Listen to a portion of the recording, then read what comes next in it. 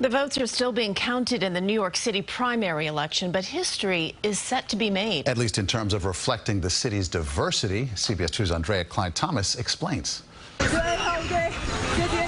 Sandra Ung greets supporters in Flushing, Queens. She's now among the more than 24 women who could make history by becoming the majority in the city council. It was never a question of whether this is something I wanted. It was a matter of whether or not something I felt I could do.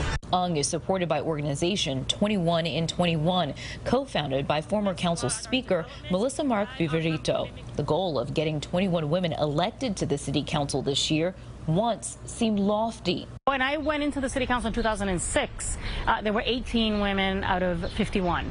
And by the time I left at the end of 2017, we had gone down to 11 women. Now the viable candidates represent a broader range of diversity in the city. We're going to see the first Muslim American woman in the city council. We're going to see the first black lesbian woman in the city council. We're going to see an increase in the number of Asian American women in the city council.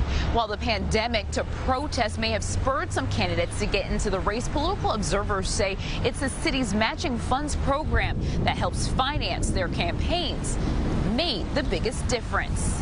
That allowed a crop of working women and other people of color to bypass the political establishment and win. Murad Awauda is the executive director of the New York Immigration Coalition. What do you think this will mean in terms of policy? Politics as usual is coming to an end, and we're going to see a city council with a much stronger progressive vision for the city. Ung has a Republican challenger in the general election, but if she wins, I'll be the first Asian American woman elected in this district as a city council member. A chance at making history that's in the hands of voters. Aundrea Cline-Thomas, CBS 2 News.